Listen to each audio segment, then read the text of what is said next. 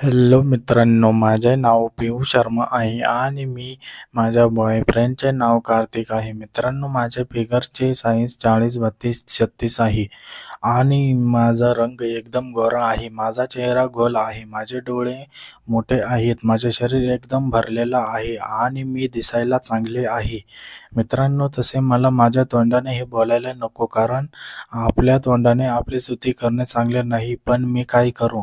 कारण जबलपूरचे 90% मुले माझ्यावर मरतात आणि मला लाहीन मारतात आणि ते माझ्याकडेच बघत राहतात आणि मी त्यांच्याकडे पाहत नाही सारखं. जो मला चांगला मुलगा वाटेल मी त्याच्याकडे पाहते राहतात.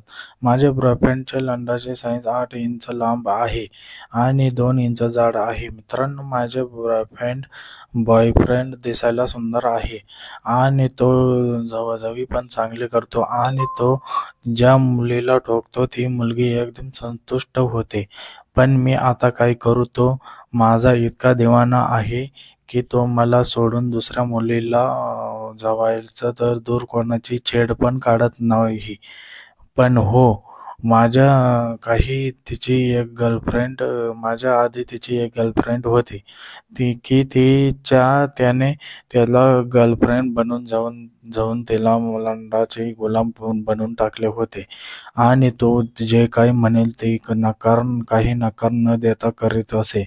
मला जाताना मला खूप वेळा म्हणत होता की जितकी मजा तुला जावण्यात आहे तेवढी मजा मला दुसऱ्या कोणाला जावताना येत नाही. कारण मी पण माझ्या त्याला सर्व काही टोकाटोकी पूर्ण साथ देत होते. आणि मित्रांनो, ही गोष्ट आजपासून 2 वर्षापूर्वीची आहे. जेव्हा मी 10वी शिकत होते आणि सणांमध्ये एका प्रायव्हेट हॉस्टेलमध्ये राहून शिकत होते. मित्रांनो, माझा बॉयफ्रेंड माझ्यापेक्षा 2 वर्ष मोठा आहे आणि मी जबलपूरमध्ये राहते. मी जेव्हा हॉस्टेलमध्ये राहत होते तेव्हा मी त्या ठिकाणी एकदम नवीन होते आणि मी पहिल्या वेळी माझ्या घरापासून दूर आणि माझ्या घराच्या लोकांपासून दूर राहू लागले होते. मी तिथे खूप दिवस स्वतःला एकटे वाटत होते आणि मग काही दिवसांनी मला तिथे मन लागू लागले होते. मी एकदम सरळ साधी मुलगी होते आणि मला कोणी बॉयफ्रेंड नव्हता. मी तिथे राहून चांगल्यावर काही मुले माझे छेड काढू लागले आणि कार्तिक पण त्या मुलाचा मित्र होता आणि त्याने त्या मुलाला मित्रांना असे करायला सरळ नाही सांगितले आणि म्हणाले. मला त्याचा स्वभाव खूप चांगला वाटला आणि मी त्याच्याकडे जास्त आकर्षित होऊ लागले आणि मग हळूहळू आमचे बोलणे सुरू झाले. मग त्याने मला एक दिवस माझा मूड चांगला आहे हे पाहून मला तो प्रेम करतो असे सांगितले आणि मी पण त्याला मनापासून पसंत करू लागले होते. आणि मग मी पण जास्त विचार न करता हो म्हणून टाकले आणि आता मला तो खूप चांगला वाटू लागला. मग आम्ही पहिल्या वेळी भेटलो, पण जेव्हा काही बाहेर भेटलो तेव्हा आमचे हातावर पहिले किस केले. मग आम्ही दोघे आमच्या भेटीवर संतुष्ट झालो नव्हतो. आता पुढच्या वेळी आम्ही निर्णय घेतला की या वेळी आम्ही किस आणि हग करायचे आणि तो यावेळी त्याच्या एका मित्राला कारमध्ये बरोबर घेऊन आला होता. त्याचा मित्र कार चालवत होता आणि आम्ही दोघे मागे बसलो होतो आणि मग आम्ही आमच्या स्टॉलवर एक कापड बनवून मध्ये बांधून टाकले जेणेकरून त्याचा मित्र आम्हाला पाहू शकणार नाही. आणि मग त्याने मला किस करायला सुरुवात केली. सर्वात आधी त्याने मला गालावरती किस केले. मग हळूहळू त्याने माझे होठ ओठाला लावले आणि मग आमचे किस सुरू झाले. आम्ही काही वेळ मस्त मजा मारत होतो, किस करत राहिलो आणि त्याचा मित्र परम बिचारा पुढे कार चालवत राहिला. त्याने आमचे किस पाहायची खूप इच्छा होत असेल, पण आम्ही त्याच्यासाठी हे पाहणे शक्य नव्हते. जेव्हा आमचे केस संपले तेव्हा त्याने माझ्याकडे पाहिले आणि एक स्मित दिले आणि ती पण माझ्याकडे पाहून एक स्मित त्याला दिली. त्याला वाटले की मी तयार झाले आहे आणि तो असे समजून मला परत किस करू लागला. पण काय सांगू मित्रांनो, काय मस्त रीतीने किस करत होता तो माझा राजा. मला त्याला किस करून खूप खूप मजा आली आणि मला वाटत होते की ही कधी संपू नये.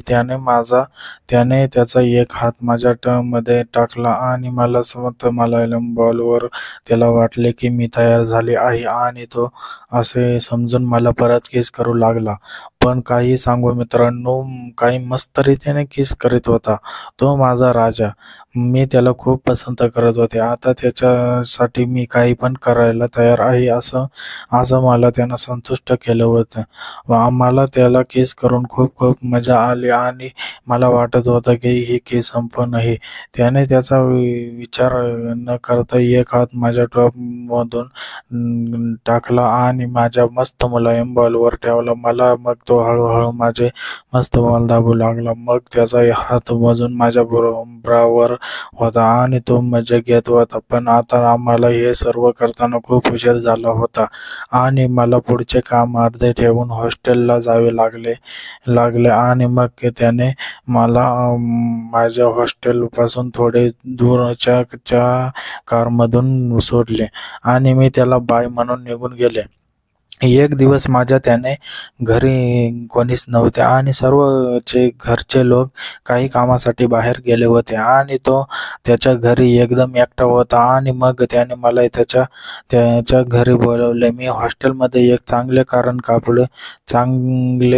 कारण सांगितले आणि सुट्टी घेतली आणि मग त्याच्या घरी निघून गेले. त्यावेळी मी बिगर भाऊचा एक मोठ्या गळ्याचा एकदम टाईट टॉप घातला होता आणि एकदम जॅक्सी टाईट जीन्स मध्ये घातले होते.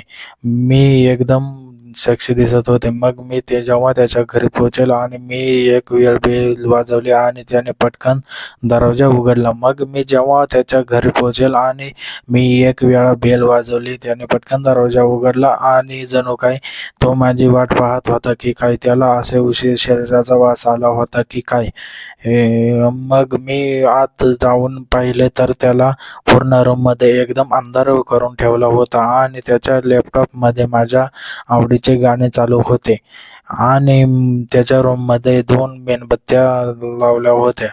तेव्हा त्याने अचानक माझा एक हात पकडला आणि मला त्याच्या रूममध्ये घेऊन गेला आणि मी त्याला पाणी मागितले. तेव्हा तो पाणी घेऊन आला आणि मला पाजले. मग त्याने ग्लास एका बाजूला ठेवला आणि माझ्या एका कानामध्ये येऊन म्हणाला की आज तू एकदम हॉट सेक्सी दिसत आहेस. मी आज तुला जाऊ शकतो का. मी त्याच्या तोंडून हे ऐकून एकदम लाजले आणि त्याने मला खूप जोराने पकडून हाक केले आणि मग लिप लॉक केले. मित्रांनो, कशी वाटली स्टोरी कमेंटमध्ये नक्की सांगा. जे नवीन असेल या चॅनलवरती त्यांनी चॅनलला सबस्क्राईब करून घ्या, जेणेकरून आपल्याला अशाच नवीन स्टोरी आपल्यापर्यंत सर्वात आधी पोहोचेल. सबस्क्राईब करायला विसरू नका. व्हिडिओ कसा वाटला कमेंटमध्ये नक्की सांगा. व्हिडिओ लाईक करा, शेअर करा.